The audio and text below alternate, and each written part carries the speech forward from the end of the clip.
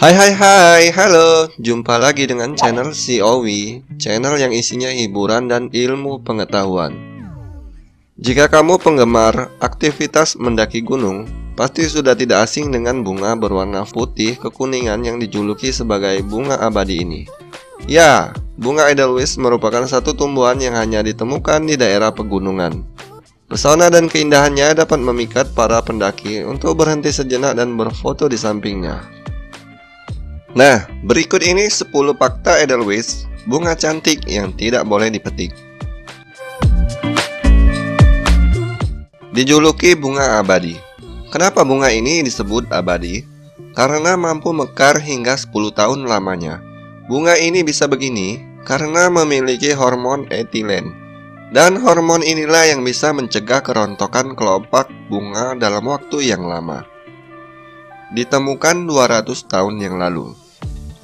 Bunga ini sudah ada di Indonesia sejak 200 tahun yang lalu.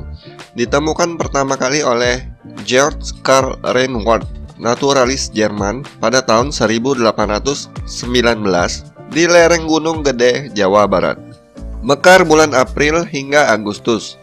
Kalau ingin melihat Edelweiss sedang mekar merekah, datanglah antara bulan April sampai dengan bulan September, saat musim hujan telah berakhir dan cahaya matahari mulai intensif. Dilindungi undang-undang. Diberitakan Kompas.com, pada tahun 2017 ada sanksi pidana bagi pemetik Edelweiss, mulai dari penjara selama 5 tahun dan 1 tahun. Selain itu, mereka bisa juga dikenakan denda sebesar 100 juta dan 50 juta.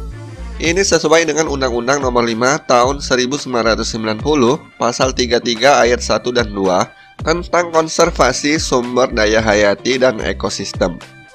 Jadi, jangan coba-coba memetik Edelweiss jika menemukannya saat mendaki ya. Di mana kita bisa melihat Edelweiss? Keindahan Edelweiss dapat kamu lihat jika mendaki beberapa gunung seperti Gunung Lawu, Semeru, Merbabu, Sindoro, Papandayan, Gede Pangrango, dan Rinjani. Edelweiss Indonesia berbeda dengan Edelweiss luar negeri. Edelweiss yang tumbuh di Indonesia adalah jenis Anaphalis javanica, sedangkan di luar negeri adalah Leontopodium alpinum yang banyak tumbuh di pegunungan Alpen Swiss. Perbedaan ada pada bentuk dan kelopak bunganya. Pohon Edelweiss Jawa berbentuk semak, bunganya merumpun, kelopaknya pun lebih banyak dan ukurannya kecil. Sedangkan bunga Edelweiss Eropa tidak merumpun alias terpisah-pisah. Kelopaknya cenderung lebih putih dan lebar, serta agak renggang. Edelweiss ini mampu hidup di tanah tandus. Edelweiss kini terancam keberadaannya.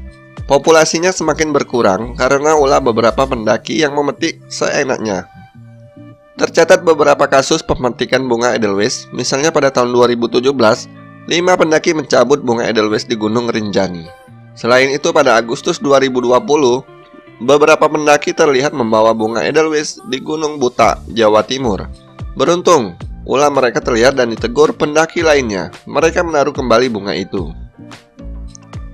Di negara Austria, Edelweiss dijadikan sebagai bunga nasional. Ada tempat budidayanya. Jangan marah-marah dulu kalau lihat bunga ini diperjualbelikan ya. Mungkin itu adalah bunga hasil budidaya. Di Gunung Bromo, Edelweiss telah dibudidayakan sejak 10 November 2018. Budidaya ini juga ditemukan di pegunungan Dieng. Budidaya dilakukan untuk mencegah Edelweiss dari kepunahan. Cara ini juga diharapkan bisa mengurangi aksi usil pendaki. Mereka tak perlu memetik di gunung, tapi bisa membeli dari tempat budidaya yang sudah legal dan resmi.